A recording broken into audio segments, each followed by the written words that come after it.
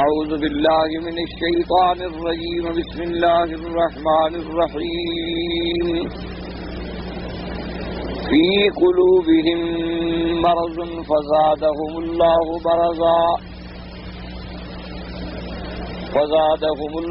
مرضا ولهم عذاب أليم بما كانوا يكذبون. قال المؤلف والمفسر رحمه الله تعالى: قال الصدي النبي مالك وعن نبي صالح عن ابن عباس وعن مرة الحمداني عن ابن مسعود وعن أناس من أصحاب رسول الله صلى الله عليه وسلم رضوان الله عليهم أجمعين في هذه الآية: في قلوبهم مرض قال شك فزادهم الله مرضا قال شكا. سورۃ البقرہ کی ان آیات مبارکہ میں اللہ تبارک و تعالی نے منافقین کے بارے میں ارشاد فرمایا ہے: فی قلوبہم مرض فزادہم اللہ مرضا ولہم عذاب علیم بما کانوا یکذبون.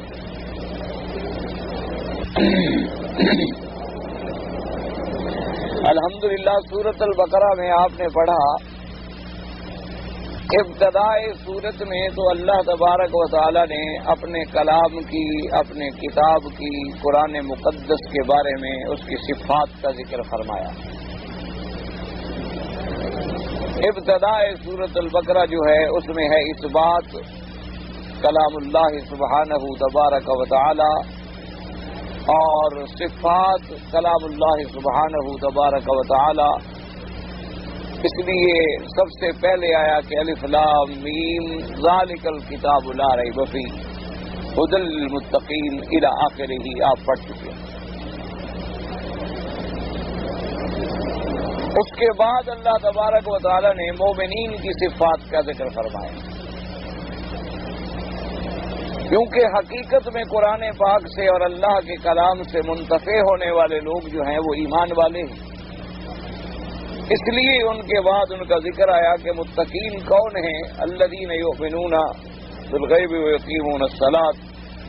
ان کی صفات کا ذکر آیا کہ وہ غیب پر ایمان رکھتے ہیں، نمازوں کی پابندی کے ساتھ قائم کرتے ہیں اور اللہ تبارک و تعالیٰ کے دیے ہوئے میں سے اللہ کے راستے میں خرچ کرتے ہیں.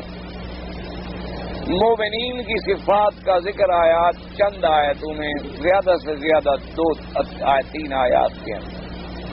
یہ قاعدہ ہے قرآن پاک میں، سنت اللہ ہے کہ جہاں مومنین کا ذکر آئے گا یا صفات مومنین بیان ہوں گی تو اس کے بعد کافروں کا ذکر اور صفات کافرین بھی ہوتی ہے، کیونکہ جب دونوں کا تقابل ہوتا ہے تو پھر بات جو ہے وہ صحیح معنوں میں سمجھ آتی ہے. اس کے بعد صفت ذکر آیا تھا احوال کافرین کہ ان الذین کفروا سواء علیہم اانذرتہم ام لم تنذرہم لا یؤمنون، کہ کافر جو نہ ماننے والے ہیں ان کا عالم یہ ہے کہ آپ ان کو ڈرائیں یا نہ ڈرائیں ان کے لیے برابر ہے، وہ ایمان نہیں لے آئیں. کیونکہ جب کفر کا زنگ ان کے دلوں پہ چڑھ گیا، اللہ تبارک و تعالیٰ نے ان کے دلوں پہ مہر کر دی تو اب ہدایت داخل ہو ہی نہیں سکتی. جب کسی چیز پہ مہر کر دی جائے، جیسے کہ آپ نے دیکھا ہوگا کہ لفافے سرکاری ہوتے ہیں، جب ان کو بند کرتے ہیں تو لاک لگا کے اوپر ایک سیل لگا دیتے ہیں، تو اس مہر لگانے کا مطلب یہ ہوتا ہے کہ اب اس کے اندر جو چیز ہے وہ باہر نہیں آ سکتی اور باہر جو چیز ہے وہ اندر نہیں آ سکتی. کیونکہ کافروں کے دلوں کے اندر کفر تھا، اللہ نے مہر کر دی، اب کفر نکل نہیں سکتا، ایمان داخل نہیں ہو سکتا. اس لیے اللہ تبارک و تعالی نے ان آیات میں ارشاد فرمایا کہ ختم اللہ علی قلوبہم وعلی سمعہم وعلی ابصارہم غشاوہ، کہ ان کے دلوں پر مہر کر دی گئی ہے. اور پھر اس مہر کے ایسے اثرات ہیں کہ جتنے طریق تھے، جتنے راستے تھے ہدایت حاصل کرنے کے، تمام راستے بند کر دیے گئے. کیونکہ سب سے زیادہ اہم جو ہے انسان کے اندر وہ دل ہے، اس لیے دل کا ذکر جو ہے وہ پہلے آیا.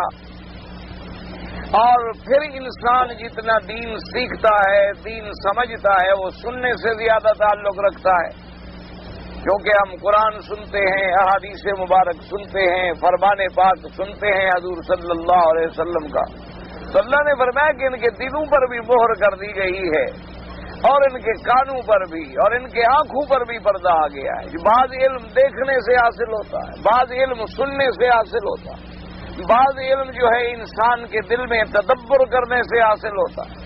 تو جتنے راستے تھے ایمان حاصل کرنے کے، وہ تمام کے تمام راستے جو ہیں مسدود کر دیے گئے،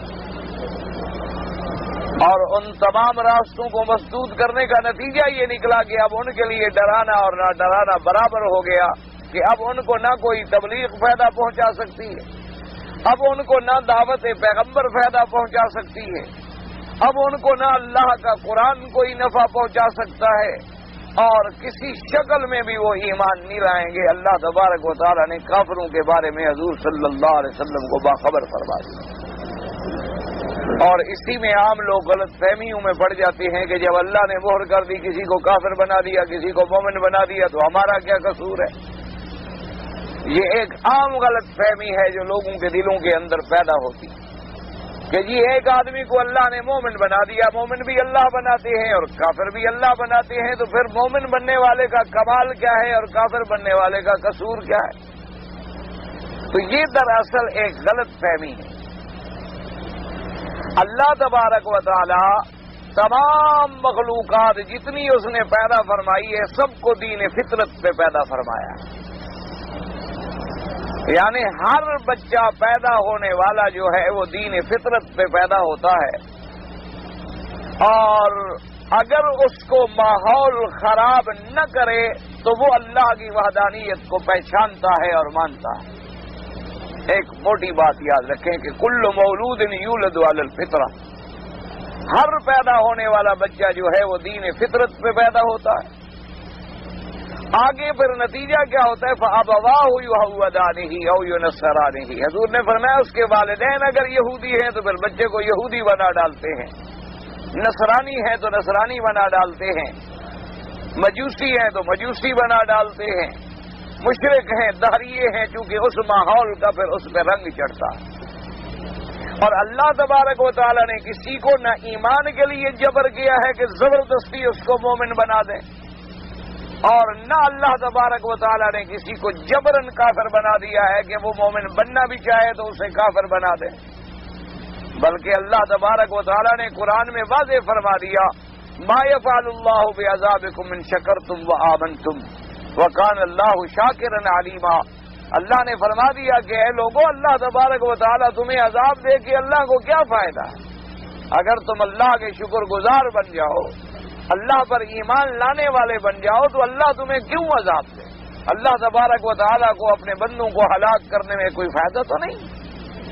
تو اس لیے اللہ تبارک و تعالیٰ ہر انسان کو دین فطرت میں پیدا فرماتی ہے، پھر ہر انسان کو اللہ تبارک و تعالیٰ حواس خمس عطا فرماتے ہیں، پھر اللہ تبارک و تعالیٰ ہر انسان کو ہدایت اور غوایت کا راستہ واضح فرما دیتے ہیں، پھر اللہ اپنے پاک پیغمبر بھیجتے ہیں، اپنی کتابیں نازل فرماتے ہیں، وہ ان کو ہدایت کرتی ہیں۔ تو اب اتنے راستے واضح کرنے کے بعد اگر کوئی ایمان نہ لے آئے تو اس لیے اللہ پاک پھر ان کے دلوں پر مہر کر دیتے ہیں، بما کانوا یکذبون، ان پر مہر لگتی ہے ان کے تکذیب کرنے کی وجہ سے۔ اور چونکہ ہر چیز اللہ کے علم میں ہے کہ اس بندے نے مومن بننا ہے یا نہیں بننا۔ دیکھو نا، آج ہمارے سامنے ایک آدمی اگر کافر ہے، یا ایک آدمی قادیانی ہے، ایک آدمی جو ہے وہ نصرانی ہے، یہودی ہے، ہم تو نہیں جانتے، خدا جانے مسلمان ہوگا کہ نہیں ہوگا، لیکن اللہ کے علم میں ہوتا ہے کہ اس شخص نے مسلمان ہونا ہے یا مسلمان نہیں ہونا، تو اللہ اپنے علم کے مطابق خبر عطا فرما دیتے ہیں۔ لوگ یہ سمجھتے ہیں کہ اللہ پاک نے نعوذ باللہ جبر کر کے کسی کو کافر بنا دیا، یہ بات نہیں، بلکہ اس نے اپنے علم کے مطابق ہمیں خبر کر دی کہ بھئی ان لوگوں نے ایمان نہیں لے آنا۔ حضور صلی اللہ علیہ وسلم کے زمانے میں جو مشرک تھے، حضور صلی اللہ علیہ وسلم کے زمانے میں جو کافر تھے، جن کے بارے میں اللہ کے علم کامل کے اندر یہ بات موجود تھی کہ ابو جہل کفر پہ مرے گا، ابی لہب کفر پہ مرے گا، ولید بن المغیرہ کفر پہ مرے گا، تو ان لوگوں کے بارے میں اللہ تبارک و تعالیٰ نے اپنے پاک پیغمبر کو خبر فرما دی۔ ورنہ اللہ تبارک و تعالیٰ کسی کو جبر نہیں کرتے، اللہ ہر بندے کو اختیار دیتے ہیں۔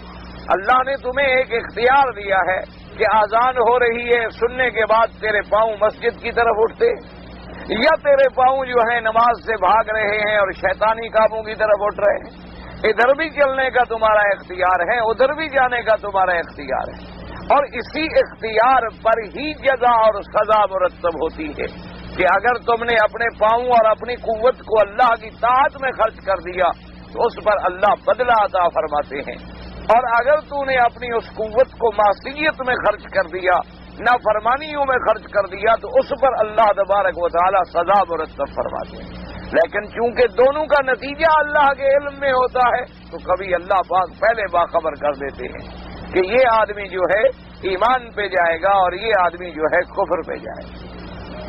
جیسے صحابہ رضوان اللہ تعالی علیہم اجمعین فرماتے ہیں کہ ایک جنگ کے موقع پر ہم نے دیکھا کہ ایک آدمی جو ہے، حالانکہ وہ حضور صلی اللہ علیہ وسلم کے غلاموں میں تھا، یعنی آپ کی خدمت کرنے والوں میں تھا، جنگ میں بڑے زور شور سے لڑ رہا ہے اور کافروں سے مقابلہ کر رہا ہے، تو حضور صلی اللہ علیہ وسلم کے سامنے انہوں نے اس کی تعریف کی کہ فلاں آدمی جو ہے جی اس نے تو کمال کر دیا ہے آج جنگ میں۔ حضور صلی اللہ علیہ وسلم نے فرمایا مجھے اللہ نے دکھلایا ہے کہ اس کے سر پر تو آگ جہنم کی جل رہی۔ تو اب ظاہر دیکھنے والے تو یہ سمجھ رہے تھے کہ وہ کفر کے خلاف لڑ رہا ہے، لیکن اللہ تبارک و تعالیٰ نے اپنے پاک پیغمبر کو اطلاع فرما دی کہ اس کی موت جو ہے وہ ایمان پہ نہیں ہوگی۔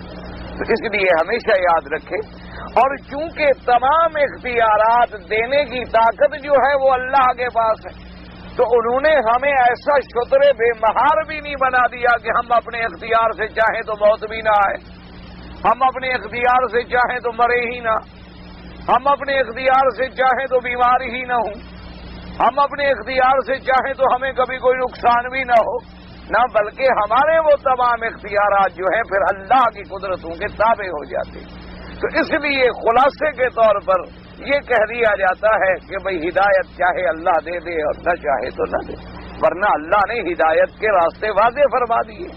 اللہ تبارک و تعالی نے پھر اگر خداوند کریم نے مومن بھی جبرن بنانا تھا اور کسی کو کافر بھی زور سے بنانا تھا تو پھر 1,24,000 پیغمبر بھیجنے کی کیا ضرورت؟ پھر تو چاہتے تو اتنے آدمی مسلمان ہو جاؤ، اتنے آدمی کافر ہو جاؤ، بات ختم ہو گئی۔ پھر اتنی کتابیں اتارنے کی کیا ضرورت تھی کہ اللہ نے 450 کتابیں آسمانوں سے اتاری، 450 کتاب اتاری گئی۔ یہ تو ان میں معروف کتابیں ہیں جن کا نام ہم سنتے ہیں، تورات ہے، انجیل ہے، زبور ہے، یہ تو مشہور کتابیں ہیں، ورنہ اللہ تبارک و تعالیٰ نے آسمانوں سے سینکڑوں کتابیں اتاری، سینکڑوں صحائف اتارے ہیں، 1,24,000 پیغمبر بھیجا ہے، اور پھر اللہ تبارک و تعالیٰ نے ان کے تابعین، پھر اصحابہ، پھر صحابہ کے غلام، پھر غلاموں کے غلام، پھر علماء پیدا ہوتے رہے ہر دور میں، تو پھر ان کے بھیجنے کی ضرورت ہی نہیں تھی، کتابیں اتارنے کی ضرورت ہی نہیں تھی۔ اللہ پاک زبردستی فرما دیتے کہ تم مسلمان ہو اور تم کافر ہو، اور زبردستی جو ایمان لایا جائے اس پر تو کوئی فائدہ ہی نہیں۔ اسی لیے قرآن نے واضح فرما دیا کہ لا اکراہ فی الدین، کہ دین کے اندر تو کوئی جبر نہیں۔ اسی طریقے سے اگر کسی آدمی سے اکراہ کے ذریعے تلوار لے کے آدمی کھڑا ہو جائے اور کہے کفر کا کلمہ نکالو تو اس کا تو کوئی اعتبار نہیں۔ اس لیے ہمیشہ یاد رکھے کہ کفر اور ایمان آدمی اختیار کرتا ہے، اسی کے مطابق اس کو پھر سزا اور جزا ملتی ہے۔ تو اب جب وہ کفر پر اتنی ڈھل جاتا ہے اور انکار و تکذیب پہ اتنی اڑ جاتا ہے کہ اب قرآن سننے کے لیے بھی اس کو کوئی فائدہ نہیں، اللہ کے نبی کی دعوت کا بھی کوئی فائدہ نہیں، تو پھر اللہ تبارک و تعالیٰ آخر میں ان کے دلوں پر مہر کر دیتے ہیں۔ تو ان آیات میں ذکر آیا تھا کافروں کا کہ میرے نبی صلی اللہ علیہ وسلم یہ کافر لوگ جو ہیں اب ان کو ڈرانا نہ ڈرانا آپ کا جو ہے وہ برابر ہے، کیونکہ ان کے دلوں پر ہم نے مہر کر دی۔ اور کہیں اللہ نے تباہ کا لفظ فرمایا ہے، کہیں اللہ نے ختم کا لفظ فرمایا ہے، اور کہیں اللہ نے قرآن میں رین کا لفظ فرمایا، جیسے کہ قرآن پاک میں کسی آیات میں تو آیا کلا بل ران علی قلوبہم، ان کے دلوں پہ ران بھی ایک زنگ ہے، اور تباہ اور ختم کا معنی جو ہے وہ مہر ہے، جیسے کہ حضور صلی اللہ علیہ وسلم نے حدیث مبارک میں اس کی وضاحت فرما دی۔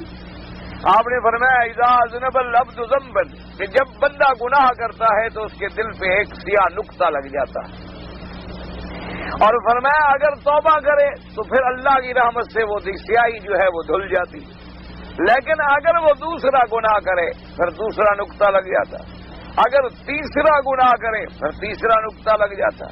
فرمایا نتیجہ یہ نکلتا ہے کہ حتی اسودت قلبہ، اس کا دل جو ہے وہ سیاہ ہو جاتا، اور جب دل سیاہ ہو جاتا ہے تو پھر اس کو گناہ ہی نظر نہیں آتا، کیونکہ دلوں پہ سیاہی اتنی چڑھ جاتی ہے کہ اب برائی نظر ہی نہیں آتی۔ آپ دیکھیں نا کہ کوئی شیشے کو اگر آپ گندا کر دیں تو اس سے آپ کو اپنا چہرہ نظر نہیں آئے گا، جب آپ شیشے کو دھوئیں گے، سیکل کریں گے، صاف کریں گے، چمکائیں گے، پھر اس میں آپ کو اپنی شکل نظر آئے۔ تو جب کسی آدمی کو گناہ کا کوئی احساس ہی باقی نہ رہے تو وہ سمجھے کہ دل میرا سیاہ ہو چکا، تو اس لیے اور ایک آخری برسٹیج آ جاتی ہے، اللہ معاف فرمائے کہ پھر دلوں پہ مہر لگ جاتی۔ تو ان آیات مبارکہ میں سب سے پہلے اللہ نے عظمت قرآن کا بیان فرمایا سورۃ البقرہ میں، اور قرآن کی عظمت کے بعد ذکر فرمایا مومنین کی صفات کا۔ صفات مومنین میں کیا تھا؟ ایمان بالغیب، اقامت الصلاۃ، اور انفاق مما رزقہم اللہ، کہ اللہ کے راستے سے جو ملتا ہے وہ اللہ کے راستے میں خرچ کرتے ہیں، یعنی زکوٰۃ ادا کرتے ہیں، صدقات واجبہ ادا کرتے ہیں۔ اور فرمایا ان کی تیسری چوتھی صفت کیا ہے؟ والذین یؤمنون بما انزل الیک، اللہ تبارک و تعالیٰ نے جو آپ پر قرآن اتارا ہے اس پر ایمان لاتے ہیں، اور جو آپ سے پہلے کتابیں اتاری گئی ہیں ان پر بھی وہ ایمان لاتے ہیں۔ وبالآخرۃ ہم یوقنون، اور آخرت پر وہ یقین رکھتے ہیں کہ ہم نے مرنا ہے اور مرنے کے بعد ہم نے اٹھنا ہے، اور اس کے بعد حساب ہوگا، کتاب ہوگا، سزا ہوگی، جزا ہوگی۔ جن کے اندر یہ صفتیں پیدا ہو جائیں ان کا نتیجہ کیا نکلا تھا؟ اولئک علی ھدی من ربہم، گویا کہ وہ ہدایت پہ مستعلی ہیں، واولئک ھم المفلحون، اور وہی جماعت ہے جو کامیابی حاصل کرنے والی ہے اور فلاح پانے والی۔ ان کے بعد پھر کن کا ذکر آیا؟ کافروں کا آیا کہ ان الذین کفروا سواء علیہم اانذرتہم ام لم تنذرہم لا یؤمنون۔ ان کا انجام کیا ہوا؟ ختم اللہ علی قلوبہم وعلی سمعہم وعلی ابصارہم غشاوۃ، اور قیامت میں ان کو کیا ہوگا؟ وَلَهُمْ عَذَابٌ عَظِيمٌ، ان کے لیے بہت بڑا عذاب ہوگا جس کا کوئی تصور بھی نہیں کر سکتا۔ تو مومنین اور کافرین کے احوال کو بیان کرنے کے بعد اب جو تیسرا فرقہ باقی رہ جاتا ہے وہ ہے منافقین۔ منافقین ان کو کہا جاتا ہے۔ پھر نفاق جو ہے اس کی دو قسمیں ہیں، ایک نفاق اعتقادی ہوتا ہے اور ایک نفاق عملی ہوتا ہے۔ نفاق اعتقادی کا کیا معنی کہ آدمی ظاہر تو کرے کہ میں مسلمان ہوں، میں ایمان والا ہوں، اور ظاہر میں نمازیں بھی پڑھے، لیکن اندر اس کے کفر ہو، جیسے کہ حضور صلی اللہ علیہ وآلہ آلہ واصحابہ وسلم تسلیما کثیرا کثیرا، آپ کے زمانے میں منافق لوگ تھے۔ جب انہوں نے اسلام کا غلبہ دیکھا، جنگ بدر میں اسلام کی کامیابی دیکھی، تو اب وہ گھبرا گئے کہ بھئی اسلام تو بڑھتا چلا جا رہا ہے، اسلام تو پھیلتا چلا جا رہا ہے، اگر اسلام کو غلبہ مل گیا تو ہم لوگ کہاں جائیں گے؟ لہذا وہ ظاہر میں مسلمان ہو گئے کہ مسلمانوں کے ساتھ مل جاؤ، اگر اسلام کو قوت اور طاقت مل گئی تو ہم کہیں گے ہم تو جی مسلمان ہیں، آپ کے ساتھ ہیں، لہذا ہم فائدہ حاصل کر لیں گے، اور ابھی بھی ہماری جان، مال، عزت، آبرو ہر چیز محفوظ ہو جائے گی کہ ہم ظاہر میں کلمہ پڑھ لیں۔ اور اگر آگے آنے والے وقت میں اسلام کو کمزوری ہو گئی، اسلام مغلوب ہو گیا اور کفر غالب آ گیا، تو ہم کافروں سے کہیں گے بھی ہم تو آپ کے ساتھی ہیں، ہم تو پکے کافر ہیں، ہم تو صرف وقتی طور پر مسلمانوں کے ساتھ مل گئے تھے اپنی جان بچانے کے لیے، ورنہ اصل میں تو ہم تمہارے ساتھ ہیں۔ تو اس کو کہا جاتا ہے نفاق اعتقادی۔ اعتقاد کے اندر نفاق ہے کہ ظاہر ایمان کر رہا ہے اور اندر کفر ہے، ظاہر اسلام کر رہا ہے اور اندر اسی طرح شرک چھپا ہوا ہے، ظاہر میں حضور پاک صلی اللہ علیہ وسلم سے محبت کر رہا ہے اور اندر میں حضور سے بغض چھپا ہوا ہے، ان کو کہا جاتا ہے منافق، اور یہ اعتقادی منافق ہے۔ انہی کے بارے میں اللہ نے قرآن میں سورۃ المنافقون اتاری، حضور صلی اللہ علیہ وسلم پہ اپنا قرآن نازل فرمایا کہ اذا جاءک المنافقون قالوا نشهد انک لرسول اللہ واللہ یعلم انک لرسولہ واللہ یشہد ان المنافقین لکاذبون۔ اللہ نے فرمایا کہ میرے مدنی صلی اللہ علیہ وسلم، یہ جب منافق آپ کے پاس آتے ہیں تو کہتے ہیں ہم گواہی دیتے ہیں کہ آپ اللہ کے رسول ہیں۔ اللہ نے فرمایا اللہ تو جانتا ہے کہ آپ میرے رسول ہیں، لیکن یہ منافق جھوٹے ہیں، اللہ گواہی دیتا ہے کہ یہ جھوٹ بول رہے ہیں، یہ تو محض اپنی جانوں کی حفاظت کے لیے آگے ایسی باتیں کرتے ہیں، ورنہ یہ پکے کافر ہیں، ان کے دلوں کے اندر اسی طرح بغض ہے۔ تو یہ تھا نفاق اعتقادی، اور ایک ہے نفاق عملی۔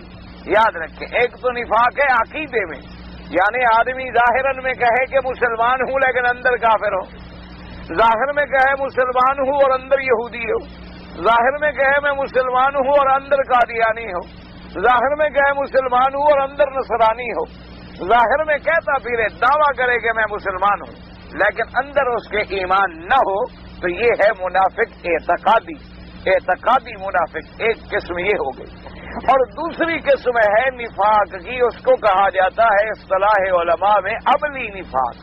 کیا مانا؟ عمل کے اندر نفاق ہے، عقیدے میں تو نفاق نہیں ہے، یعنی مسلمان ہے تو مسلمان، یہ نہیں کہ اس کے دل میں کوئی کفر ہو، کفر نہیں ہے، شرک بھی نہیں ہے، یہودیت و مجوسیت و نصرانیت اور ہندو مت بھی نہیں ہے مسلمان، لیکن عملاً منافق ہے۔ کیا مانا؟ کہ ظاہر تو کرتا ہے مسلمان لیکن عمل کافروں والے کر رہا ہے، اور ہے بھی مسلمان لیکن عمل یہودیوں والے کر رہا ہے۔ مثال کے طور پر اب یہودی جو تھے وہ ربا، سود خوری کے اندر بڑے معروف و مشہور ہیں، اب ایک آدمی مسلمان ہے لیکن سود خوار ہے، تو یہ عملاً منافق ہے کہ ظاہر تو کر رہا ہے کہ میں مسلمان ہوں لیکن کام یہودیوں والا کر رہا۔ اسی طریقے سے ایک آدمی ہے ظاہر کرتا ہے میں مسلمان ہوں لیکن اللہ کے احکام کی اطاعت نہیں کرتا، اور دعویٰ کرتا ہے کہ جی میں مسلمان ہوں اور مجھے حضور پاک سے محبت ہے، اور مجھے حضور کے شہر سے محبت ہے، مجھے مدینے سے محبت ہے، حضور کی گلیوں سے محبت ہے، حضور صلی اللہ علیہ وسلم کے پاؤں مبارک جہاں لگے ہوں مجھے اس مٹی مبارک سے بھی محبت ہے، حضور صلی اللہ علیہ وسلم کی نسبت سے بھی مجھے محبت ہے، حتیٰ کہ کوئی سید آ جائے تو کھڑا ہو جاتا ہے کیوں جی حضور کی اولاد میں سے ہے، لہذا حضور کی محبت کا تقاضا ہے کہ میں اولاد کی بھی قدر کروں، لیکن داڑھی مڈاتا ہے، درود شریف نہیں پڑھتا ہے، حضور نے فرمایا نماز نہیں پڑھتا، حضور نے فرمایا روزہ نہیں رکھتا، حضور صلی اللہ علیہ وسلم نے فرمایا کہ حلال کھاؤ نہیں کھاتا، حضور صلی اللہ علیہ وسلم کی سنتوں پہ عمل نہیں کرتا، تو یہ بھی منافق ہے۔ لیکن فرق اتنا ہے کہ وہ اعتقادی منافق تھے اور یہ عملی منافق ہے، کہ جیسے وہ ظاہر ایمان کرتے تھے اور اندر کفر ہوتا تھا، یہ ظاہر مسلمانی کا دعویٰ کرتا ہے لیکن اعمال جو ہے وہ کافروں والے انجام دیتا ہے، دعویٰ کرتا ہے حضور پاک صلی اللہ علیہ وسلم سے محبت کا، لیکن حضور صلی اللہ علیہ وسلم کی صورت اختیار نہیں کرتا، حضور صلی اللہ علیہ وسلم کی سیرت اختیار نہیں کرتا، حضور صلی اللہ علیہ وسلم کے احکام کی تعمیل نہیں کرتا، حضور صلی اللہ علیہ وسلم کے فرامین مبارکہ پہ نہیں چلتا، تو یہ بھی منافق ہے، لیکن فرق اتنا ہے کہ یہ منافق عملی منافق ہے۔ تو اس لیے علماء نے فرمایا کہ ہر آدمی کو چاہیے کہ اپنی زندگی پر نظر ڈالے اور اپنے اعمال پر نظر ڈالے، اپنی صورت پہ نظر ڈالے، اپنی سیرت پر نظر ڈالے، اپنے کردار پر نظر ڈالے کہ کیا میں اپنے کردار میں اور اپنے عمل میں کہیں منافق تو نہیں ہوں، کہیں میرے اندر نفاق کے جراثیم جو ہیں وہ اثر تو نہیں کر رہے۔ اب دیکھیں نا جی، ایک آدمی کہے جی میں حج کے لیے آیا ہوں، ماشاءاللہ ٹھیک ہے، اچھی بات، اب وہ بیچارہ رمضان المبارک میں آیا ہوا ہے، اب رمضان المبارک کا مہینہ، شوال کا مہینہ، ذی القعدہ کا مہینہ، ذی الحجہ کے 10-15 دن وہ حرم میں گزار رہا ہے اور گرمی میں گزار رہا ہے اور تکلیفیں برداشت کر رہا ہے، لیکن نماز کی پابندی پھر بھی نہیں کر رہا, لیکن فرائض اللہ کی پابندی پھر بھی نہیں کر رہا, یا جتنے چند دن یہاں ہے تو الحمدللہ نماز پڑھ رہا ہے, اور یہاں سے جانے کے بعد جیسے بے نماز تھا اسی طرح, جیسے روزے دار نہیں روزہ چھوڑتا تھا اسی طرح روزہ چھوڑ رہا ہے, جھوٹ بولتا تھا اسی طرح جھوٹ بول رہا ہے, اللہ کے حرم میں بیٹھے ہوئے بھی جھوٹ بول رہا ہے, اللہ کے حرم میں بیٹھے ہوئے بھی غیبت میں مبتلا ہے, اللہ کے حرم میں بیٹھے ہوئے بھی ایسے لوگوں پر بہتان باندھ رہا ہے, اللہ کے حرم میں بیٹھے ہوئے ایسے بغیر سنے سمجھے تحقیق کی اور جو مرضی آئے خبریں اڑا رہا ہے. تو یہ بھی عملی نفاق ہے کہ دعویٰ تو ہم کر کے بیٹھے ہیں کہ حاجی بن جائیں, دعویٰ تو ہم کر کے بیٹھے ہیں کہ حضور صلی اللہ علیہ وسلم کی اتباع نصیب ہو جائے, لیکن اتباع کے بجائے ہم اس کے خلاف عمل کر رہے ہیں. تو اس کو کہا جاتا ہے عملی نفاق. اب اسی سے اندازہ لگائیں کہ صحابہ کتنی ڈرتے تھے ایسے معاملے سے کہ ایک دن حضرت حنظلہ رضی اللہ تعالیٰ عنہ, سیدنا حنظلہ رضی اللہ تعالیٰ عنہ صحابی ہے میرے پاک نبی صلی اللہ علیہ وسلم, آ رہے تھے اور رو رہے تھے. راستے میں ملے سیدنا ابی بکر صدیق رضی اللہ تعالیٰ عنہ, حضور صلی اللہ علیہ وسلم کے سب سے پہلے اور جان نثار ساتھی, اور حضور کے بعد پوری امت میں سب سے اعلیٰ مرتبے والا صحابی حضرت ابی بکر رضی اللہ تعالیٰ عنہ ملے. پوچھا کہ اے حنظلہ کیا ہو گیا, کیوں رو رہے ہو؟ اس نے کہا نافق حنظلہ. اس نے کہا ابا بکر نعوذ باللہ میں تو منافق ہو گیا. حضرت ابا بکر رضی اللہ تعالیٰ نے فرمایا کہ حنظلہ کیا کہہ رہے ہو, تم تو بڑے سچے مومن ہو, سچے آدمی ہو, تم کیسے نعوذ باللہ منافق ہو گئے؟ اس نے کہا دیکھو منافق کا معنی یہ ہوتا ہے نا کہ جس کی حالتیں دو ہوں, یعنی ظاہر میں کچھ ہو اور باطن میں کچھ ہو. جب ہم حضور کی خدمت میں بیٹھتے ہیں تو ہماری اور کیفیت ہوتی ہے, ہمارے دلوں کے اندر جو نور ایمان موجزن ہوتا ہے اس کی کرنے اور شعائیں جو پھوٹتی ہیں, جب ہم اپنے گھر میں آتے ہیں تو وہ روشنی محسوس نہیں ہوتی, ہماری کیفیت جو ہے بدل جاتی ہے. تو لہذا حضور کے سامنے ہماری اور حالت ہو اور گھر کے اندر ہماری اور حالت ہو تو پھر تو ہم منافق ہو گئے. حضرت ابی بکر صدیق رضی اللہ تعالیٰ عنہ بھی گھبرا گئے. آپ نے فرمایا حنظلہ تم نے تو بڑی باریک بات کی ہے, یہ تو پھر کیفیت میرے ساتھ بھی ہوتی ہے کہ جب ہم حضور کی مجلس میں بیٹھتے ہیں, جب ہم آقا کے پاس ہوتے ہیں تو ہماری کیفیت ہی اور ہوتی ہے, اور جب ہم اپنے گھروں میں آ جاتے ہیں, اپنے معاملات میں مشغول ہو جاتے ہیں تو ہماری کیفیت تبدیل ہو جاتی. تو چلو فوراً چلتے ہیں حضور پاک صلی اللہ علیہ وسلم کی خدمت. اور یہ تو صحابہ کی شان تھی نا جی, انہیں جو بھی مشکل پیش آ گئی حل کرنے والی ذات جو موجود بیٹھی ہے حضرت محمد الرسول, جو بھی پریشانی پیش آ گئی فوراً آقا کی خدمت میں حاضر ہو گئے. آ کر عرض کیا سیدنا ابا بکر رضی اللہ تعالیٰ عنہ نے اور حضرت حنظلہ. حضور صلی اللہ علیہ وسلم مسکرائے, آپ نے فرمایا اللہ کے بندے تم تو مومن ہو الحمدللہ. یہ کیفیت کا تبدیل ہونا جو ہے نعوذ باللہ یہ نفاق نہیں ہوتا. جب نبی کی صحبت میں بیٹھے ہوگے تو لا شک فی ذالک کی اور کیفیت ہوگی, اور صحبت کا جو اثر ہوتا ہے. اب دیکھیں نا جی, آدمی کوئی سورج کے زیادہ قریب ہو تو وہ گرمی کا کتنی اثر ہوگا. اب جتنی دور ہوتا چلا جائے گا روشنی تو ہوگی, لیکن وہ گرمی کی تمازت تو کم ہوتی چلی جائے گی. ایک آدمی ماشاءاللہ ابھی مثلا آپ دیکھیں کہ اے سی چل رہا ہوتا ہے حرم میں, تو جہاں سے ٹھنڈی ہوا آ رہی ہے اگر آپ قریب بیٹھ جائیں تو فوراً آپ کے بدن کو ٹھنڈا کر تھوڑا دور ہو جائے تو اور ٹھنڈک تو کم ہوگی. یہ نفاق نہیں ہوتا.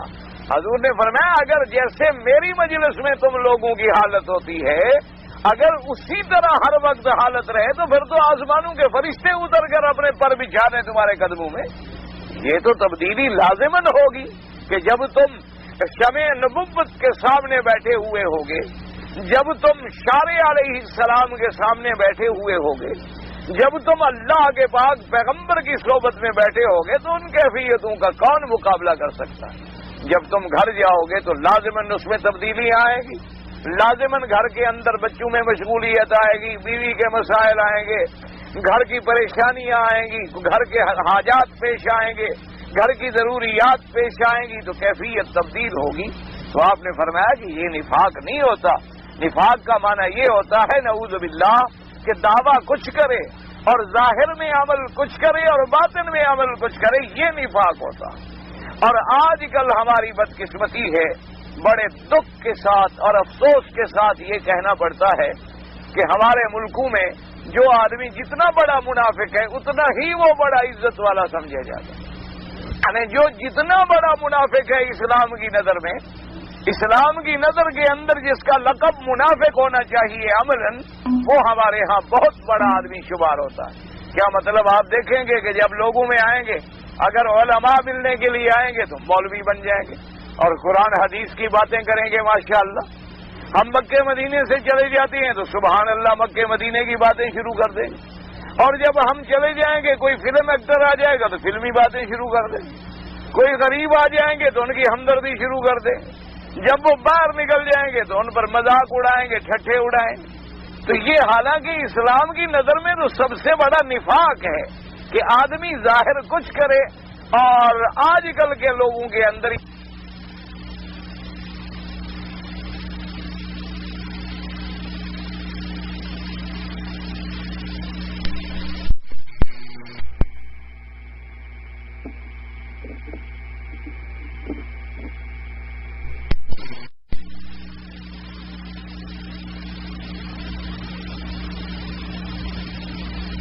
ہر مجلس میں چھا جاتا ہے جی، اس کا جناب ہر قسم کے لوگوں سے تعلق ہے، شرابیوں سے بھی تعلق ہے اور نمازیوں سے بھی تعلق ہے، اس کا جناب کافروں سے بھی تعلق ہے اور مسلمانوں سے بھی تعلق ہے، اس کا جو ہے حرام خوروں سے بھی تعلق ہے اور حلال خوروں سے بھی تعلق ہے جی۔ بڑا کامیاب نہیں ہے، منافق ہوتا ہے۔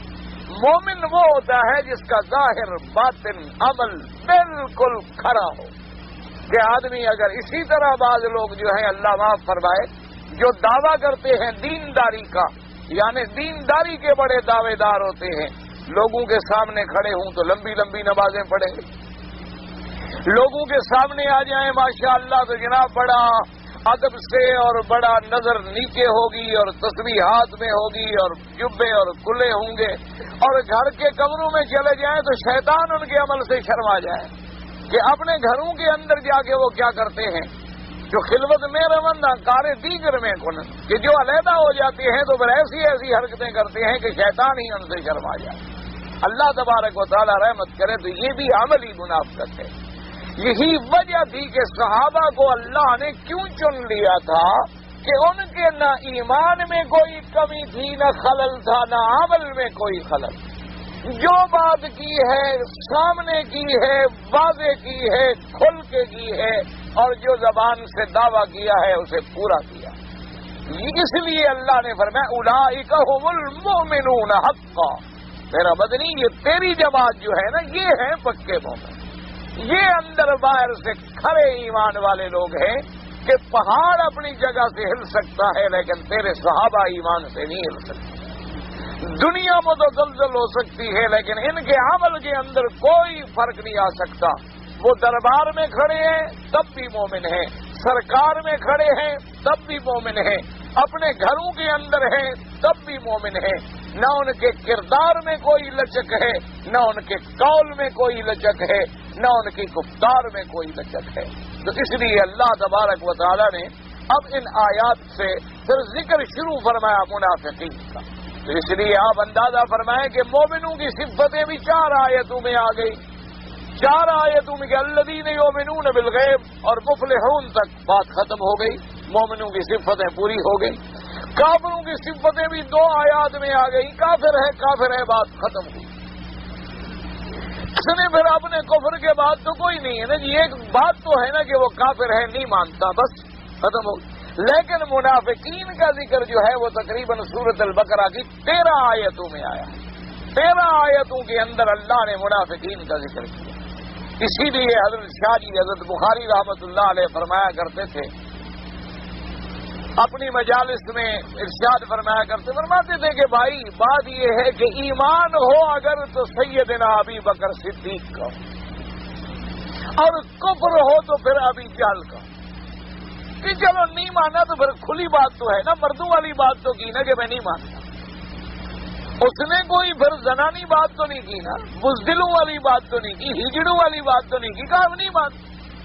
حضور صلی اللہ علیہ وسلم کے معجزات دیکھے کہا نہیں مانتا، حضور صلی اللہ علیہ وسلم سے خود قرآن اپنے کانوں سے سنا، کہا نہیں مانتا۔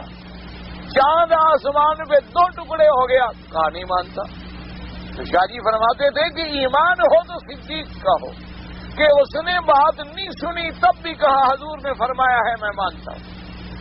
کہ ایمان ہو تو صدیق کا ہو اور کفر ہو تو ابھی جہل کا ہو۔ پر میں یہ درمیان میں جو ہے نا، یہ آدھا تیتر آدھا بٹیر، یہ منافق آدمی جو ہے یہ کسی اللہ کو بھی گوارا نہیں کہ صبح نماز کا وقت آ جائے نماز پڑھ لے، شام کو شراب پی لے، صبح آئے جناب اللہ کے کعبے حجر اسود کو بوسہ دے دے، اسی زبان سے جا کے پھر جھوٹ بولنا بھی شروع کر دے، آئے اپنا سینہ لگا کے ملتزم پہ کھڑا ہو کے رونا شروع کر دے اور پھر وہی سینہ جو ہے حرام کاری میں بھی خرچ کر ڈالے، اپنے پاؤں سے موقع ملے تو کعبے کے گرد بھی طواف کر لے اور موقع ملے تو جا کے گناہوں میں بھی انہی پاؤں کو خرچ کرتا پھرے۔ ورنہ یہ جو آدھا تیتر ہے اور آدھا بٹیر ہے اس کا کوئی مرتبہ نہیں ہے اللہ کے ہاں۔ آدمی مومن بنے تو پھر پورا بنے، اسی لیے قرآن کہتا ہے یا ایھا الذین آمنوا ادخلوا فی السلم کافۃ، اگر اسلام میں آتے ہو تو پورے کے پورے اسلام میں آ جاؤ، ورنہ اسلام کی بدنامی کا باعث نہ بنو، اسلام کو بدنام کرنے کا ذریعہ نہ بنو، اسلام کو یعنی تان دینے کا ذریعہ نہ بنو کہ دشمن تانا دیتا پھرے کہ جناب دیکھو یہ بھی تو مسلمان ہیں، اب ہم پر کیسے اعتراض کرتے ہیں؟ اگر ہم شراب پیتے ہیں یہ شراب پیتے، ہم اگر خنزیر کھاتے ہیں یہ بھی خنزیر کھاتے، ہم اگر سود کھاتے ہیں یہ بھی سود کھاتے۔ تو اس لیے اگر آدمی ایمان میں آئے تو پورے کا پورا اسلام کے اندر داخل ہو جائے۔ بس کی مہربانی کریں، بس آپ تقریب جو کھڑا ہے کھڑا ہے، جو بیٹھا ہے بیٹھا ہے، بس اللہم صلی علی سیدنا درود شریف پڑھ لیا کریں، اللہم صلی علی سیدنا محمد وعلی آل سیدنا محمد وبارک وسلم۔ ابھی اسی رمضان المبارک سے پہلے میرا سفر تھا یورپ کا، تو وہاں اتفاق سے ایک بات ہوئی، تو اس آدمی نے بہرحال مجھے اس نے کہا جی میں نے اسلام کا مطالعہ کیا ہے اور میں اسلام میں آنا چاہتا ہوں، اسلام میں داخل ہونا چاہتا ہوں، اسلام بڑا سچا مذہب ہے، لیکن اس نے کہا جب میں مسلمانوں کو دیکھتا ہوں تو میں پھر رک جاتا ہوں۔ اس نے کہا میں نے اسلام کو قبول کیا ہوا ہے ذہنی طور پر میں اس نتیجے پہ پہنچا ہوں کہ اسلام ایک جامع مذہب ہے، کامل مذہب ہے اور ایک عالمی مذہب ہے، اور اسلام ہی ایک ایسا مذہب ہے جو تمام دنیا کے مسائل کو حل کر سکتا ہے۔ میرا ایمان ہے، میں چاہتا ہوں کہ اسلام میں آ جاؤں، لیکن اس نے کہا جی میں ایسی جگہ پر نوکری کر رہا ہوں کہ میری پبلک ڈیلنگ ہے اور میرے پاس عرب سے بھی مسلمان آتے ہیں اور پوری دنیا سے مسلمان آتے ہیں اور میرے سامنے سے گزرتے ہیں، تو جب میں ان مسلمانوں کے کردار پہ نظر ڈالتا ہوں پھر میں رک جاتا ہوں کہ بھائی کیا مانا ہے، اگر یہی مسلمان ہیں تو شراب تو انگریز بھی پیتا ہے، شراب یہ بھی پیتے، وہ بھی خنزیر کھاتا ہے یہ بھی خنزیر کھاتے، وہ بھی سوٹ پہنتا ہے یہ بھی سوٹ پہنتے، اور وہ جو ہے وہ بھی سودی کاروبار کرتا ہے یہ بھی سودی کاروبار کرتے، وہ بھی جوا کھیلتا ہے یہ بھی جوا کھیلتے، وہ بھی سٹے کا کاروبار کرتا ہے یہ بھی سٹے کا کاروبار کرتے، وہ بھی ریس کورس میں جا کے گھوڑوں پہ بازی لگاتا ہے یہ بھی گھوڑوں پہ جا کے بازی لگاتے، وہ بھی فلور پہ آ کے ڈانس کرتا ہے یہ بھی غیر مسلم لڑکیوں کے ساتھ ہاتھ میں ہاتھ ڈالے ڈانس کرتے، وہ بھی اپنی لڑکیوں کو منی سکرٹ پہنا کے بے پردہ بازاروں میں پھراتا ہے یہ بھی پھراتے ہیں، تو پھر ان میں اور ان میں فرق کیا؟ انہوں نے کہا جب میں ان دو عملی کو دیکھتا ہوں تو میرے قدم جو ہے وہ رک جاتے ہیں۔ تو اللہ تبارک و تعالی رحمت فرمائے، اس لیے کہ جب مسلمان نفاق عملی کا مظاہرہ کرے گا یعنی اس کے عمل میں نفاق آ جائے گا تو وہ اسلام کے لیے بدنامی کا ذریعہ بن جاتا ہے، اسلام کے لیے تان کا ذریعہ بن جاتا ہے، اسلام کے لیے رکاوٹ کا ذریعہ بن جاتا ہے۔ اور جب وہ صحیح مسلمان بنتا ہے صحیح معنوں کے اندر، آپ اپنی تاریخ اٹھا کے دیکھیں کہ جس ملک میں 2 صحابہ بھی داخل ہو گئے وہ ملک مسلمان ہو گئے، جس ملک میں 4 5 6 7 صحابہ چلے گئے وہ لاکھوں کے لاکھوں مسلمان ہو گئے۔ آپ تاریخیں اٹھا کے دیکھ لیں کہ جہاں بڑے بڑے ہمارے بزرگ جو گزرے ہیں اللہ والے، اولیاء اللہ جو گزرے ہیں، علماء گزرے ہیں، جس ملک میں چلے گئے اسلام آ گیا۔ عرب کے تاجر تجارت کرنے کے لیے جس ملک میں پہنچے ہیں وہاں اسلام آ گیا، اور آج کیا وجہ ہے کہ ہم جہاں جاتے ہیں لوگ اسلام سے نفرت کرتے ہیں، جہاں جاتے ہیں اسلام سے ہم رکاوٹ کا باعث بن رہے ہیں؟ وجہ یہی ہے کہ وہ حقیقی معنوں میں مسلمان تھے اور ہم صرف نام لیتے ہیں اسلام کا، اور ہم چاہتے یہ ہیں کہ شراب میں بھی فرق نہ آئے، جوئے میں بھی فرق نہ آئے اور جنت میں بھی فرق نہ آئے۔ یعنی سارا دن سودی پیسے سے حج کرنے آئے گا، جنت الفردوس مانگ رہا ہو کہ جنت بھی اللہ میاں وہ جنت الفردوس دینا، اور پیسے سود کے ہیں، پیسے رشوت کے ہیں، پیسے حرام کے ہیں، پیسے غریبوں پہ ظلم کر کے لیے ہوئے ہیں۔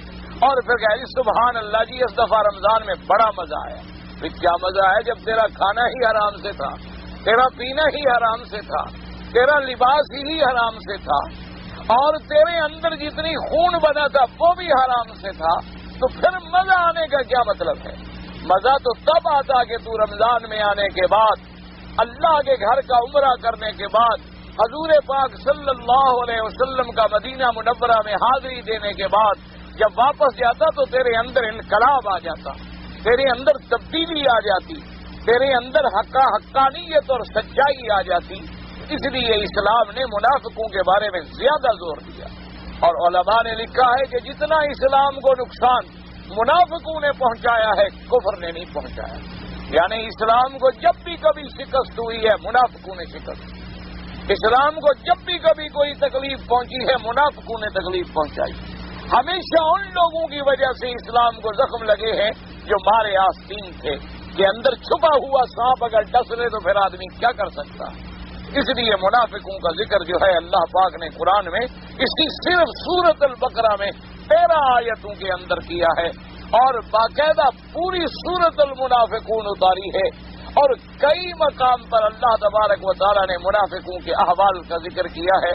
تو اللہ تبارک و تعالیٰ سے دعا بھی کیا کریں کہ اللہ ہمیں منافقت سے بچائے، اللہ تبارک و تعالیٰ ہمیں نفاق اعتقادی اور نفاق عملی دونوں سے بچائے، اللہ تبارک و تعالیٰ ہمیں صحیح معنوں میں مومن بنائے۔ تو اب پہلی صفت کیا آئی تھی منافقین کی کہ وَمِنَ النَّاسِ مَن يَقُولُ آمَنَّا بِاللَّهِ وَبِالْيَوْمِ الْآخِرِ وَمَا هُمْ بِمُؤْمِنِينَ۔ اللہ نے فرمایا بعض لوگ ایسے ہیں جو دعویٰ کرتے ہیں کہ ہم اللہ پر بھی ایمان لائے، آخرت پر بھی ایمان لائے، اور نہیں ہے وہ ایمان لانے والے، یعنی زبان سے دعویٰ کرتے۔ فرمایا یخادعون اللہ، کیا وہ اللہ کو دھوکہ دینا چاہتے؟ اللہ تبارک و تعالیٰ کو دھوکہ دینا چاہتے ہیں کہ ہم اسلام کا نام لے لیں گے تو چلو اللہ میاں بھی فیصلہ فرما دیں گے بھی جنت میں جانے تو کہہ جو رہا ہے میں مسلمان۔ نعوذ باللہ یہ سمجھ رہے ہیں کہ ہمارے دلوں کا اللہ کو پتہ نہیں ہے۔ اللہ نے فرمایا تو مجھے کیا دھوکہ دے سکتے ہو؟ دھوکہ تو اس کو دیا جاتا ہے جو نہ جاننے والا، دھوکہ تو اس کو دیا جا سکتا ہے نا۔ آپ مجھے دھوکہ دے سکتے ہیں، مجھے نہیں پتا آپ میرے دوست ہیں، آپ میرے دشمن۔ آپ کسی بڑے سے بڑے آدمی کو دے سکتے ہیں لیکن اللہ کو کون دھوکہ دے؟ اللہ نے فرمایا یہ دراصل اپنے آپ کو دھوکہ دے رہے ہیں، یہ دھوکہ چاہتے ہیں اللہ کو دھوکہ دینا، حالانکہ اللہ کو تو دھوکہ دے نہیں سکتے، حالانکہ یہ اپنے آپ کو دھوکے میں ڈالے ہوئے ہیں۔ یہ سمجھ رہے ہیں کہ اس طریقے سے ہمیں دنیا میں بھی فائدہ ہو جائے گا اور آخرت میں بھی فائدہ ہو جائے گا، حالانکہ یہ نہیں سمجھتے کہ دنیا میں بھی ذلیل ہو جائیں گے اور آخرت میں بھی ذلیل ہو جائیں گے۔ کیوں؟ آگے قرآن نے فرمایا کہ منافق کا حال پھر کیا ہو جاتا ہے؟ فرمایا مذبذبین بین ذالک لا الہ الا ولا الہ الا۔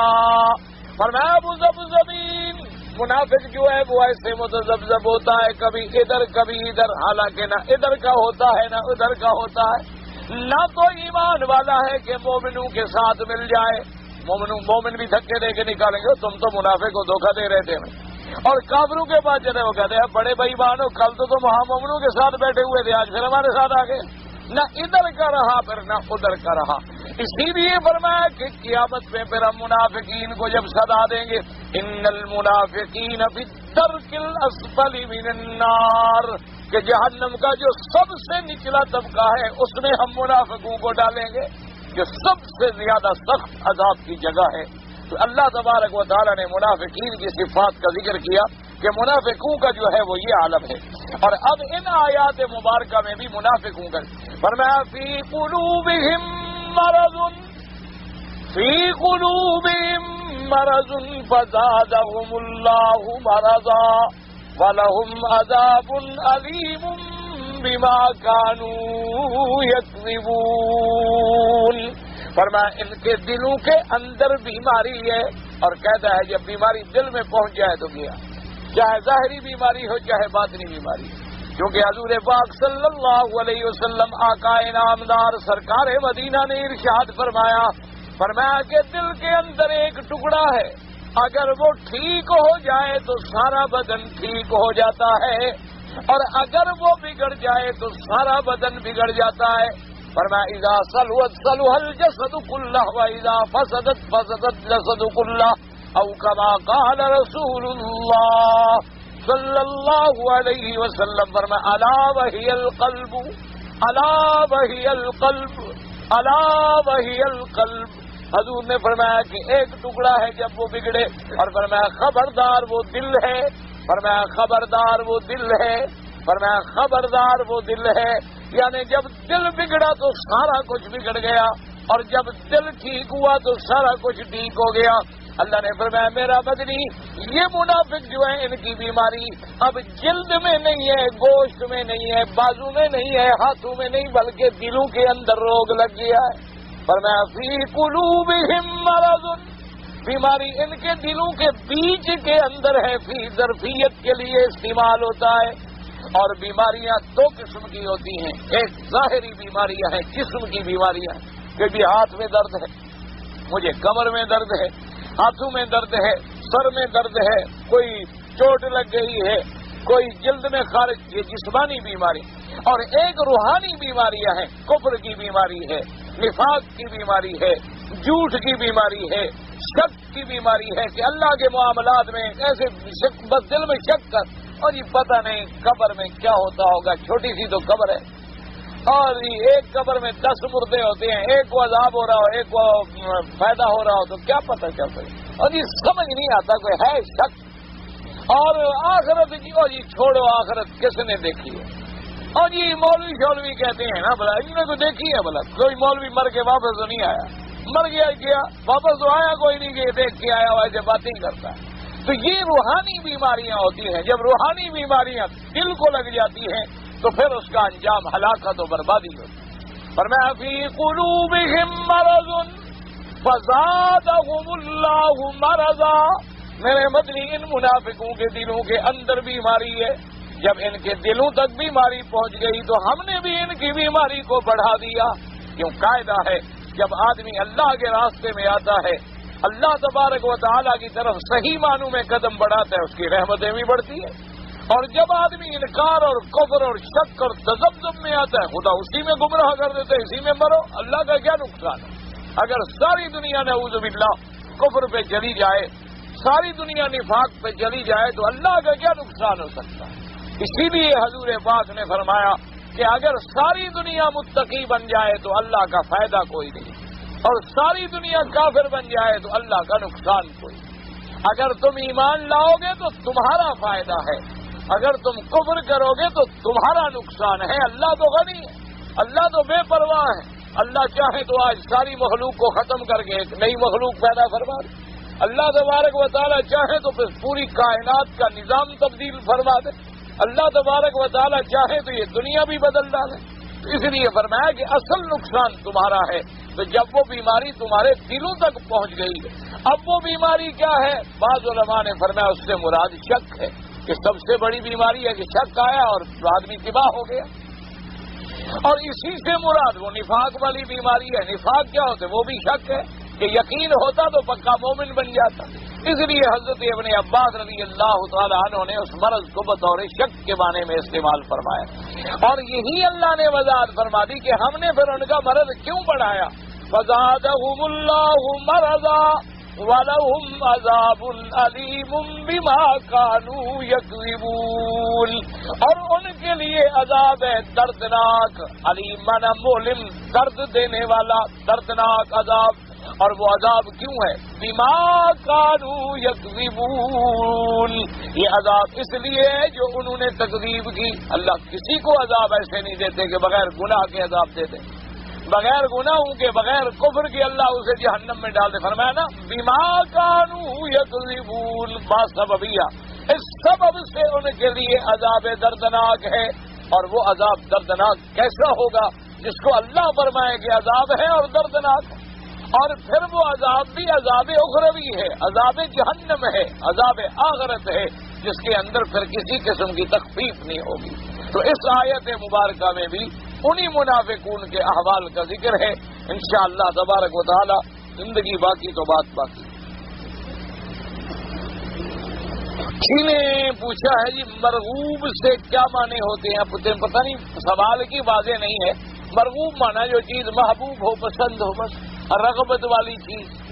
اب پتہ نہیں پوچھنے کا مقصد کیا ہے، سمجھتے کوئی نہیں آیا۔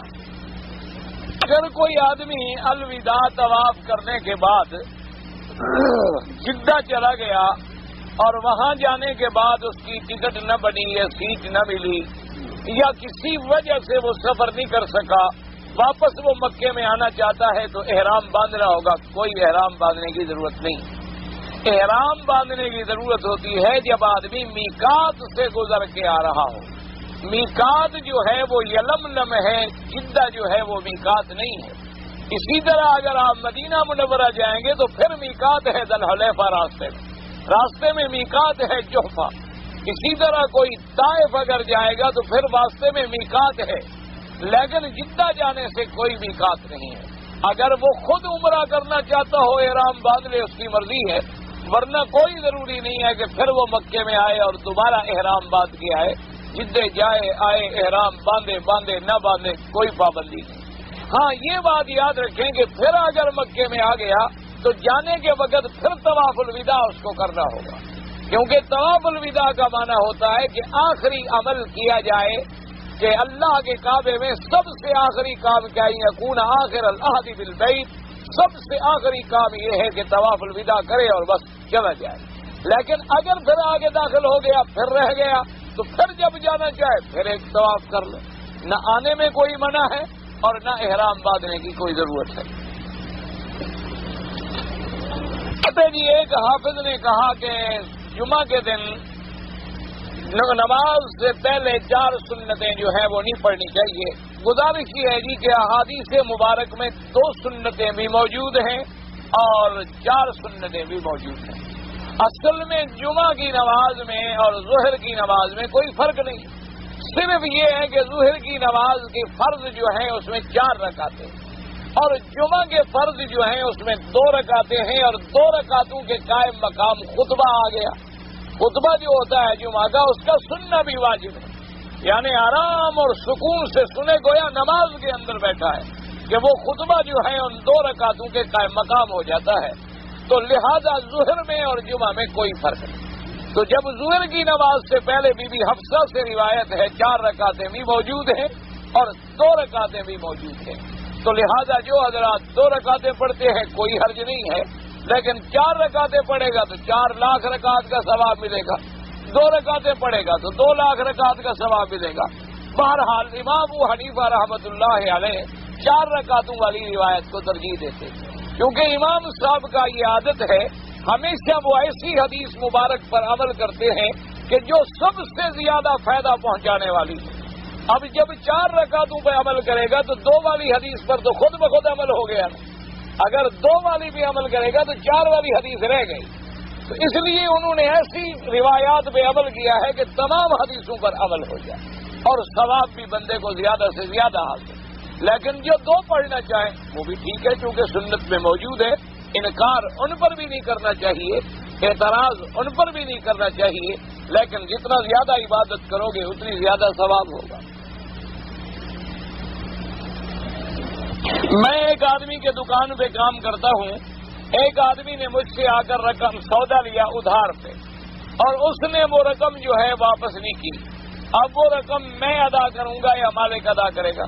اگر مالک نے ادھار دیا ہے تو مالک ذمہ دار ہے، تم نے دیا ہے تو تم ذمہ دار ہو، ایک اصولی سی بات ہے۔ اگر تو ادھار پہ سودا مالک نے خود بیچا ہے تو پھر مالک ذمہ دار ہے، اور یا مالک نے تمہیں کہا تھا کہ اس آدمی کو سودا ادھار پہ دے دیا کرو، پھر بھی مالک ذمہ دار ہے۔ اگر تم نے اپنے تعلق، اپنی معرفت، اپنے پہچان سے ادھار دی ہے تم ذمہ دار ہو، مالک کا کیا قصور ہے، تمہیں دینا ہوگا۔ باقی تو کہتے ہیں جی ایسا کیوں ہوتا ہے مکہ شریف میں، خدا کے بندے مکہ ابو جہل کہاں پیدا ہوا تھا؟ وہ بھی مکے شریف میں پیدا ہوا تھا. ابو جہل کا گھر مکے شریف کے اندر تھا. اور باہر تو چھوٹے شیطان کام کرتے ہیں, یہاں تو بڑا ابلیس کام کرتا ہے, کیونکہ اس کو پتا ہے کہ جو مرکز اسلام ہے وہاں زیادہ زور لگاتا ہے بے ایمان بنانے کے لیے. اس لیے یہ نہ سمجھا کریں کہ یہاں گناہ کیوں ہوتا ہے. کیوں نہیں ہوتے, انسان رہتے ہیں, یہاں بھی ہر قسم کے انسان ہوتے ہیں. اللہ تبارک و تعالی ہر مسلمان کو صحیح راستے پہ چلائے. ایک آدمی غریب ہے اور جرمانے کا دم نہ دے سکے تو کیا کرے؟ بھائی پہلے مجھے پتا نہیں اس پہ جرمانہ کس بات کا ہے, کیونکہ ہر مسئلے کے اندر اختلاف ہوتا ہے. بعض ایسے ہیں کہ جس میں دم کے بغیر کوئی چارہ ہی نہیں ہے. بعض غلطیاں ایسی ہیں کہ جن میں روزے بھی رکھ سکتا ہے. بعض غلطیاں ایسی ہیں جن میں فدیہ بھی دے سکتا ہے. تو سب سے پہلے تو وہ اپنا مسئلہ لکھے کہ اس نے کیا غلطی کی ہے کہ اس پر دم پڑا ہے. پھر اس کے بعد فیصلہ ہوگا کہ دم نہیں دے سکتا تو کیا کرے. میں نے ایک بکرا پاکستان میں اپنے نام کا کیا تھا نہیں, مقصد ہے کہ وہاں کہہ آیا ہے اگر کوئی آدمی کہ بھی میرا بکرا جو ہے قربانی کا تم پاکستان میں کر دینا, وہ تو وہاں ہو جائے گی. لیکن حج کی بکری جو ہے وہ مکے میں دینی ہوتی. وہ پھر آپ کو مسئلہ سمجھنا چاہیے کہ آپ کا حج اگر قران ہے, آپ کا حج اگر تمتع ہے تو پھر آپ کو بکری دینی ہوگی. لیکن جو لوگ رمضان میں آ گئے اور رمضان کے بعد انشاءاللہ وہ حج بھی کریں گے تو ان کا حج مفرد ہوگا, ان کے لیے بکری حج کی ہوتی ہی نہیں. اگر وہ امیر آدمی ہیں, قربانی والی بکری ان کے ذمہ ہے, وہ اپنے گھر میں خط لکھ دو, وہی تمہاری ادا ہو جائے گی. قربانی ہر جگہ ہو سکتی ہے, حج کی بکری ماں سوائے حرم کے کہیں ادا نہیں ہوتی. حالت حیض کے اندر اگر ایک عورت کا نکاح ہو جائے کوئی حرج نہیں, کوئی نکاح تو کچھ نکاح تو کچھ نہیں ہوتا حیض سے. حیض کے اندر روٹی پکا لے تم کھا لیتے ہو, نکاح کو کیا ہو جاتا ہے؟ کچھ بھی نہیں ہوتا, نکاح ہو جاتا ہے. اب یہ بیچارہ نکاح توڑوانے کی فکر میں ہوگا نا, مصیبت یہ. یہ 4 رکعت سنت میں نے عرض کر دیا. بی بی حفصہ کی روایت ہے, اگر کوئی کتاب الصلاۃ, سنن نسائی, سنن نبی داؤد, یعنی کسی کتاب کی کتاب الصلاۃ یا امام ترمذی رحمۃ اللہ علیہ کی ترمذی شریف کھول لیں, اس میں مل جائیں گے. میرے کچھ رشتہ دار ہیں برما میں, تو میں نے زکوٰۃ کے پیسے جمع کر رکھے ہیں. تو ٹھیک ہے, آپ کوشش کریں, اچھی بات ہے, جمع کر کے ان کو بھجوائیں. برما کے مسلمان بڑے مشکل میں ہیں, بڑے مصیبتوں میں ہیں, ان کے لیے زکوٰۃ ضرور بھجوائیں. نماز میں سینے پر ہاتھ باندھنے کی حدیث بھی موجود ہے, ناف پر بھی موجود ہے, اور ناف سے کچھ نیچے بھی حدیث موجود ہے. یہ تمام احادیث مبارکہ موجود ہیں. کتاب الصلاۃ کھول لیں کسی نماز کتاب کی, اس کے اندر یہ ساری روایات موجود ہیں. اللہ تبارک و تعالیٰ سے دعا کرو جو نماز نہیں پڑھتا اس کو پڑھنے کی اللہ توفیق دے. جو اندر نماز پڑھنے آئے ہوئے ہیں خدا کے لیے ان کا مغز نہ کھاؤ, ان کو نہ خراب کرو گے, وہ بیچارے بھاگ جائیں نماز سے. جو اندر آ گیا ہے, پڑھ رہا ہے, ہاتھ باندھے ہوئے ہیں, شکر کرو کہ خدا کے آگے ہاتھ باندھ تو لیے ہیں نا. اللہ تبارک و تعالیٰ نے اس کو حاضری کا موقع تو نصیب کر دیا ہے. اب ان چھوٹی چھوٹی چیزوں پہ تم ساری زندگی لڑتے رہو. کفر تمہارا ایمان ختم کرنے پہ تلا ہوا ہے اور تم ہاتھ باندھنے پہ ابھی تک لڑ رہے. اللہ تبارک و تعالیٰ سے دعا کرو اللہ ان لڑنے والوں کے فتنوں سے بچائے. اللہ تبارک و تعالیٰ ان لوگوں سے جو بلا وجہ مسلمانوں میں فساد کا ذریعہ بنے, بلا وجہ لوگوں کے اندر تفریق کا ذریعہ بنے. خدا کے بندے اندازہ فرمائیں کہ کفر کیا کر رہا ہے بوسنیا میں, کیا کر رہا ہے کشمیر میں, کیا کیا افغانستان میں, کیا کر رہا ہے وہ ہند میں. اللہ تبارک و تعالیٰ معاف کرے, جب کفر آ کے حملہ کرتا ہے وہ یہ چھوٹی چھوٹی باتیں نہیں پوچھتا. جو آدمی نماز میں آ گیا شکر کرو, جو بے نماز ہے اسے نمازی بنانے کی کوشش کرو, اور لوگوں کے ایک عقیدے درست کرو. یہ نہیں کہ چھوٹے چھوٹے جھگڑوں میں ڈال کے لوگوں کو دین سے بدزن کر دو.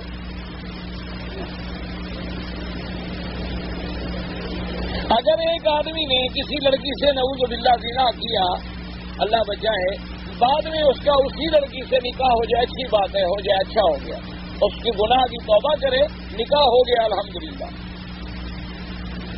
یہ عربی کے اندر ہے, تو عربی سبق جب ہوگا وہ صبح کی نماز کے بعد پوچھے انشاءاللہ. الوداعی طواف کرنے کے بعد طواف باب الوداع سے نکلنا ضروری ہے؟ کوئی ضروری نہیں. طواف الوداع کرنے کے بعد جہاں سے مرضی آئے چلے جائیں. یہ کوئی ضروری نہیں ہے کہ آئیں تو فلاں دروازے سے داخل ہوں، تو مستحب ہے کہ حضور جب آئے مکے میں تو باب السلام سے تشریف لے آئے۔